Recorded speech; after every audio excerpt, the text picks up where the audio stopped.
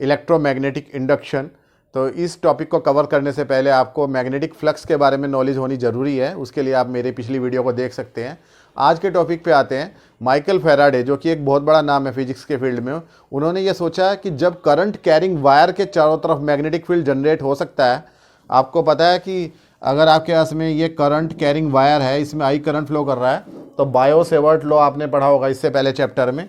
Bio Savart law के according इसके चारों तरफ मैग्नेटिक फील्ड जनरेट हो जाता है और उसकी डायरेक्शन हम राइट हैंड थंब रूल से निकाल सकते हैं। जिस डायरेक्शन में करंट है उस डायरेक्शन में थंब रखते हैं, जिस डायरेक्शन में हमारी फिंगर्स घूम रही हैं उस डायरेक्शन में क्या होता है, सर्कुलर मैग्नेटिक फील्ड जनरेट होता है। तो ये मैग्नेटिक फील्ड बी जनरेट हो रहा है। आई की वजह से क्या जनरेट हो रहा है, बी, करंट की वजह से मैग्नेटिक फील्ड जनरेट हो रहा है। और फिजिक्स में सब जो भी प्रोसेसेस होते हैं वो रिवर्स भी हो सकते हैं। दैट मीन्स अगर करंट की वजह से मैग्नेटिक फील्ड जनरेट हो रहा है तो मैग्नेटिक फील्ड की वजह से करंट भी जनरेट होना चाहिए। तो ये सोच रखते हुए माइकल फैराडे ने एक कॉइल लेकर और साथ में बार मैग्नेट लेकर काफ़ी टाइम तक एक्सपेरिमेंट किए। उन्होंने इस कॉइल के आसपास बार मैग्नेट को रख के देखा, लेकिन इस कॉइल में कोई करंट जनरेट नहीं हुआ। इस बार मैग्नेट को कॉइल के अंदर रख कर देखा, तब भी कोई करंट जनरेट नहीं हुआ। दो कॉइल यूज़ की, दो बार मैग्नेट यूज़ की, अलग अलग एंगल पे रख कर देखा, लेकिन कोई करंट जनरेट नहीं हुआ। लेकिन उन्होंने जब इस बार मैग्नेट को कॉइल की तरफ मूव करवाया तो तब इसके अंदर करंट जनरेट हो गया। करंट को डिटेक्ट करने के लिए, पता लगाने के लिए कि करंट जनरेट हो रहा है, यहाँ पर हमने लगाया हुआ है गैल्वेनोमीटर। गैल्वेनोमीटर आपको पता है एक इलेक्ट्रिकल इंस्ट्रूमेंट है जिसके अंदर बीच में निडल होती है। अगर करंट इस डायरेक्शन में फ्लो कर रहा है, यहाँ से अगर सर्किट में राइट साइड में करंट फ्लो कर रहा है तो इसकी निडल राइट साइड में मूव कर जाती है, और अगर यहाँ राइट से लेफ्ट की तरफ करंट मूव कर रहा है तो लेफ्ट साइड में निडल घूम जाती है और करंट को डिटेक्ट भी करती है और मेज़र भी करती है। तो ये गैल्वेनोमीटर होता है। तो ये गैल्वेनोमीटर यहाँ पे रखा हुआ है, इन्होंने कॉइल के साथ में मतलब सीरीज में लगा रखा है। और जब बार मैग्नेट को मूव करवाया कॉइल की तरफ तो ठीक उसी टाइम इस गैल्वेनोमीटर में डिफ्लेक्शन हुआ, जिससे पता चला कि इसके अंदर करंट जनरेट हो गया है। बार मैग्नेट को रोक दिया, जो चल रही थी, मूव कर रही थी, उसे रोक दिया, तो इसके अंदर गैल्वेनोमीटर के अंदर जो करंट आ रहा था, डिटेक्ट हो रहा था, वो भी कितना हो गया, 0। यानी कि जब जो है बार मैग्नेट रेस्ट में है तो कोई करंट फ्लो नहीं करता। इसी तरीके से अगर हम कॉइल को बार मैग्नेट की तरफ मूव करवाएंगे तब भी मतलब करंट फ्लो करेगा, या इस बार मैग्नेट को नॉर्थ पोल को हम अवे मूव कराएंगे तब भी करंट फ्लो करेगा, साउथ को हम इसके पास लेके आएंगे तब भी करंट फ्लो करेगा, या साउथ को दूर लेके जाएंगे तब भी करंट फ्लो करेगा। दैट मीन्स जो है whenever there is relative motion, whenever there is relative motion between bar magnet and closed loop, current is generated. So this incidence is called electromagnetic induction. Electromagnetic induction क्या है कि जब भी bar magnet और loop के बीच में relative motion हो रहा है तो जो करंट जनरेट हो रहा है या वोल्टेज जनरेट हो रही है, तो ये इंसिडेंस ही क्या है, इलेक्ट्रोमैग्नेटिक इंडक्शन है। और यही आपका फैराडेज एक्सपेरिमेंट है।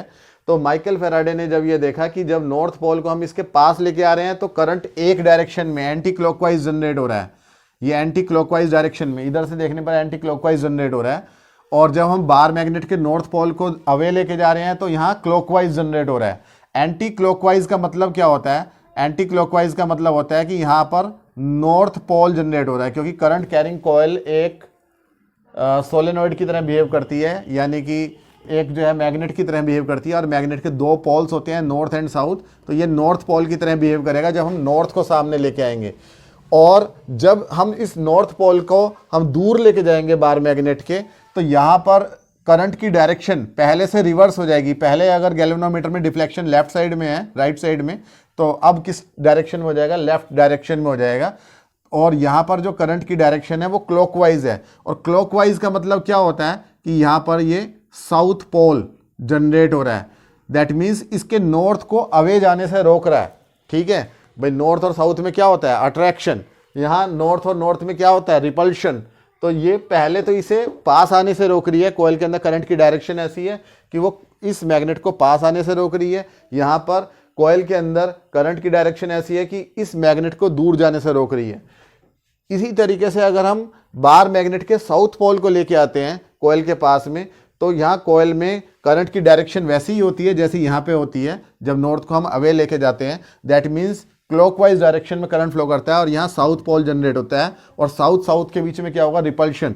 दैट मीन्स कॉइल जो है वो इस बार मैग्नेट को अपने पास आने से रोक रही है। और यहाँ पर जब हम इस बार मैग्नेट को दूर लेके जा रहे हैं तो यहाँ कॉइल की डायरेक्शन, कॉइल में करंट की डायरेक्शन ऐसी है कि मेरी तरफ से देखने पर एंटी क्लॉकवाइज करंट फ्लो कर रहा है। दैट मीन्स ये नॉर्थ पोल की तरह बिहेव कर रहा है और नॉर्थ और साउथ में क्या होता है, अट्रैक्शन। तो ये कॉइल इसे दूर ले जाने से रोक रही है। That means her bar coil जो है वो बार मैग्नेट को दूर ले जाने से या पास लाने से, यानी कि रिलेटिव मोशन को रोक रही है। डायरेक्शन ऑफ इंड्यूस्ड करंट, जो यहाँ करंट जनरेट हो रहा है उसी को हम क्या बोलते हैं, इंड्यूस्ड करंट। और जो वोल्टेज जनरेट होती है उसे हम बोलते हैं इंड्यूस्ड ईएमएफ, इलेक्ट्रोमोटिव फोर्स। ठीक है, तो यहां पर जो है हमेशा इंड्यूस्ड करंट की डायरेक्शन ऐसी है कि वो इन दोनों के बीच में जो रिलेटिव मोशन है, रिलेटिव मोशन का मतलब चाहे इनके बीच की डिस्टेंस कम हो या ज़्यादा हो, तो उस रिलेटिव मोशन का अपोज करती है। इंड्यूस्ड करंट की डायरेक्शन हमेशा ऐसी होती है कि वो उस कारण का विरोध करती है, उस कॉज का अपोज करती है जिसकी वजह से वो इंड्यूस्ड करंट जनरेट होता है। और यही क्या होता है आपका लेंज लॉ। लेंज जो है वो साइंटिस्ट का नाम है। तो लेंज ने क्या बोला कि direction of induced current is such that it oppose the cause by which it itself is generated. Induced current की डायरेक्शन ऐसी है कि वो उस कारण का विरोध करती है जिस कारण से इंड्यूस्ड करंट खुद जनरेट होता है। तो ये पूरा जो इंसिडेंस है ये इलेक्ट्रोमैग्नेटिक इंडक्शन है। जरूरी नहीं कि इलेक्ट्रोमैग्नेटिक इंडक्शन सिर्फ बार मैग्नेट और कॉइल के बीच में जनरेट होगा। If there are two coils और एक कॉइल के अंदर आपने एक बैटरी से करंट फ्लो करा रखा है और वह वेरिएबल करंट है, वेरिएबल करंट है, दैट मीन्स यहाँ रियोस्टेट लगा के करंट की वैल्यू को आप चेंज कर रहे हो, और एक नियर बाई दूसरी कॉइल है और उस कॉइल में आपने कोई बैटरी नहीं लगा रखी, सिर्फ गैल्वेनोमीटर लगा रखा है, तो तब भी इसकी वजह से यहाँ इंड्यूस्ड करंट जनरेट होगा और ये भी क्या होगा, इंडक्शन ही होगा। ठीक है, इसे हम बोलते हैं म्यूचुअल इंडक्शन। अपनी कॉइल में खुद के मैग्नेटिक फ्लक्स में चेंज होने की वजह से जो करंट जनरेट होता है वो होता है सेल्फ इंडक्शन। तो ये म्यूचुअल इंडक्शन क्या होता है, सेल्फ इंडक्शन क्या होता है, इसके बारे में डिटेल हम इसके नेक्स्ट लेक्चर्स में पढ़ेंगे। लेंज लॉ को भी हम और अच्छे से बाद में समझेंगे। कि इसमें एक बात और बता दूं कि अगर किसी तरीके से ये सर्किट ब्रेक है तो यहाँ पर कोई करंट जनरेट नहीं होगा, लेकिन वोल्टेज जनरेट होगी और उस वोल्टेज को हम क्या बोलेंगे, इंड्यूस्ड ईएमएफ या इंड्यूस्ड वोल्टेज। और अगर सर्किट जो है पूरा का पूरा क्लोज्ड सर्किट है, दैट मीन्स करंट फ्लो कर सकता है, तो तब वहाँ करंट भी जनरेट होगा और वोल्टेज भी जनरेट होगी। मिलते हैं अपने नेक्स्ट टॉपिक में, तब तक के लिए थैंक यू।